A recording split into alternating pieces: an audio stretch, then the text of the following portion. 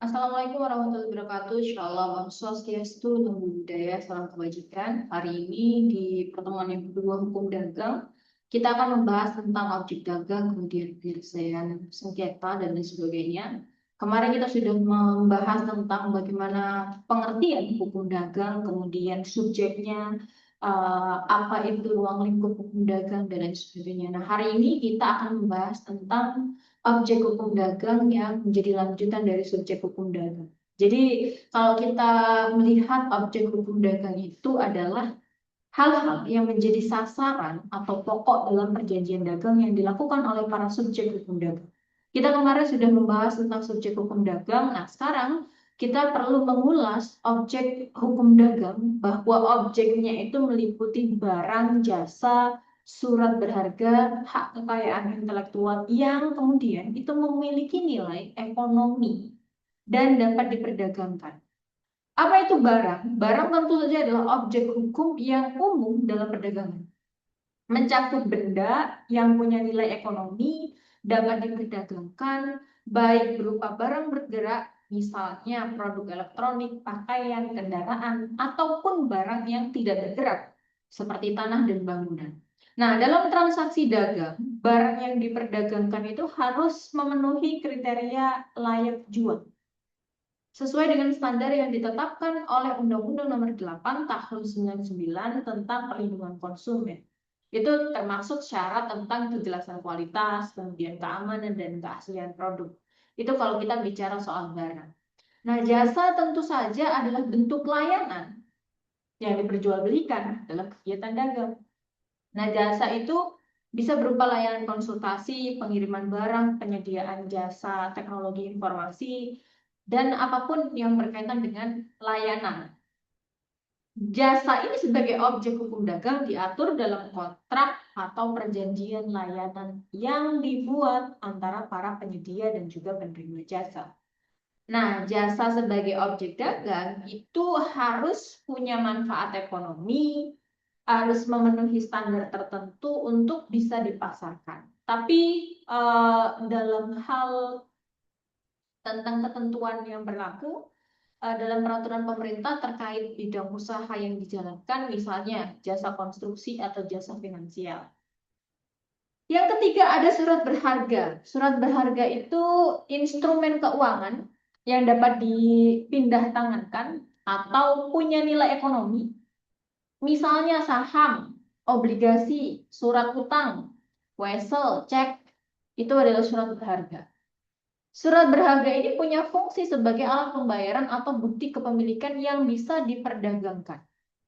Nah, di Indonesia, regulasi soal surat berharga itu diatur di beberapa undang-undang khusus.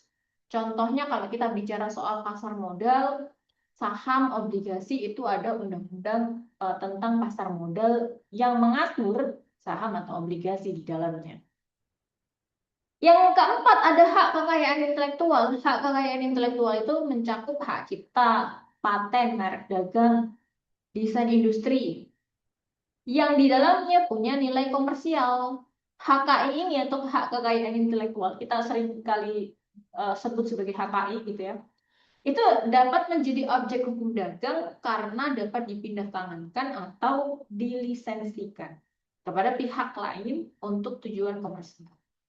Nah, perlindungan dan pengaturan soal HKI sebagai objek dagang di Indonesia itu diatur dalam undang-undang khusus, dalam undang-undang cipta, eh, hak cipta itu ada. Terus kemudian dalam undang-undang paten itu ada, karena paten dan hak cipta ini masuk dalam HKI.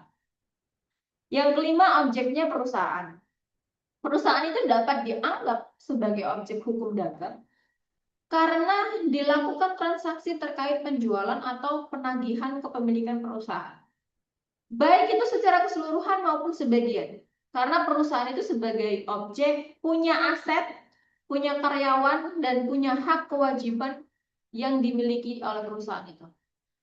Ada undang-undang tentang perusahaan diatur dalam Undang-Undang Perseroan Terbatas tahun 2007. Itu soal objek ada 5. Tadi kita bicara soal barang, kita bicara soal jasa, kemudian kita bicara soal surat berharga, perusahaan, hak kekayaan intelektual.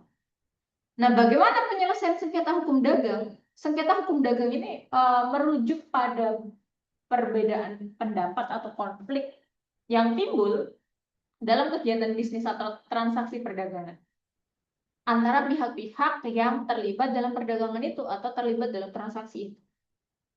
Baik itu antar perusahaan dengan konsumen, maupun antar pelaku usaha dan pihak ketiga lainnya. Penyelesaian sengketanya tentu saja penting untuk memastikan kelancaran dalam dunia usaha dan menghindari kerugian yang lebih besar. Ada penyelesaian sengketa secara litigasi atau di pengadilan. Litigasi tentu saja merupakan proses penyelesaian sengketa yang dilakukan melalui pengadilan. Sengketa yang diselesaikan itu melalui cara atau proses yang formal, di mana pihak-pihak yang bersengketa itu membawa masalahnya ke pengadilan untuk mendapatkan keputusan yang mengikat. Nah, penyelesaian sengketa melalui litigasi ini punya kelebihan, punya kekurangan. Kelebihannya adalah tentu saja prosesnya jelas, transparan, punya putusan yang mengikat secara hukum dan dapat dipaksakan eksekusinya. Kekurangannya, prosesnya itu memakan waktu yang cukup lama, biayanya relatif tinggi, karena ada pengacara, begitu kan, biaya pengadilan, biaya administrasi atau biaya operasional selama penyelesaian sengketa itu berlangsung. Begitu.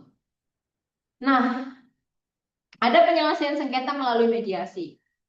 Mediasi itu proses penyelesaian sengketa yang melibatkan pihak ketiga atau mediator, yang tentu saja mediator itu harus netral ya, karena dia berfungsi untuk membantu pihak-pihak yang bersengketa mencapai kesepakatan bersama.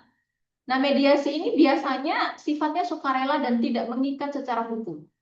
Tapi hasil dari mediasi ini dapat dijadikan kesepakatan bersama yang sah ketika dituangkan dalam bentuk perjanjian tertulis.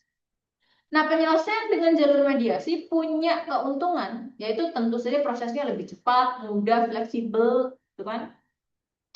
Sehingga menjaga hubungan baik antara kedua belah pihak. Tapi mediasi juga punya kekurangan. Kekurangannya yaitu hasilnya tidak mengikat secara hukum kecuali dituangkan dalam bentuk perjanjian yang sah. Nah, ketergantungan pada kesediaan atau etikat baik itu kan pada pihak-pihak yang bersengketa sesuai dengan kesepakatan tadi. Ada juga penyelesaian sengketa melalui arbitrase. Arbitrase itu adalah proses penyelesaian sengketa di luar pengadilan, di mana diselesaikan oleh arbiter atau badan arbitrase yang ditunjuk oleh pihak-pihak yang bersengketa. Keputusannya diberikan oleh arbiter, bersifat final dan mengikat secara hukum. Nah, keuntungan dari arbitrase ini, keputusannya bersifat final dan mengikat, tapi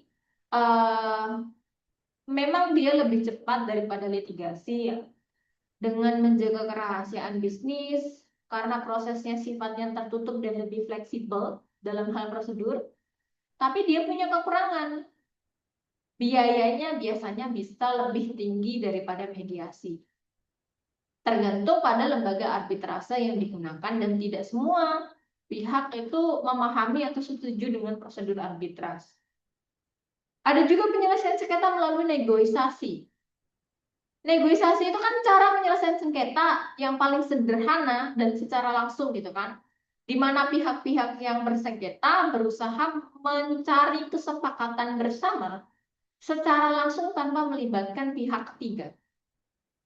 Proses negosiasi inilah yang dilakukan oleh para pihak itu punya keuntungan karena prosesnya cepat, fleksibel, biayanya relatif, ditangani langsung oleh para pelaku ini ya begitu, dan tidak perlu pihak ketiga atau tidak perlu prosedur yang rumit.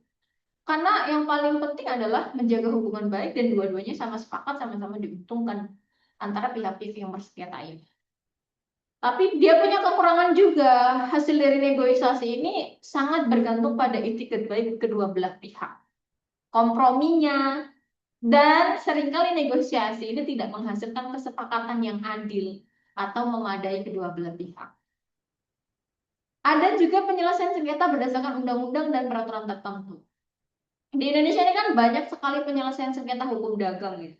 Merujuk pada penyelesaian berdasarkan peraturan atau perundang-undangan yang mengatur soal hubungan dagang seperti dalam Undang-Undang Perlindungan Konsumen tahun 99 nomor 20 itu kan menyediakan soal mekanisme penyelesaian sengketa antara pelaku usaha dan konsumen, termasuk itu melalui lembaga penyelesaian sengketa konsumen. Ada juga soal hak cipta, terus soal larangan praktek monopoli dan persaingan usaha tidak sehat, menyediakan mekanisme penyelesaian sengketa terkait praktik persaingan usaha yang tidak sehat, itu juga ada undang-undang. Itu soal objek dan penyelesaian sengketa. Terus kemudian kita juga bicara soal organisasi dagang nanti di pertemuan ketiga. Untuk pertemuan kedua, kita cukupkan pembahasan tentang objek dan juga penyelesaian sengketa. Kita bisa diskusikan di kolom komentar @link. Kalau ada pertanyaan, ada tanggapan atau ada insight begitu dari mahasiswa, silakan kita bisa komen. Terima kasih. Wassalamualaikum warahmatullahi wabarakatuh.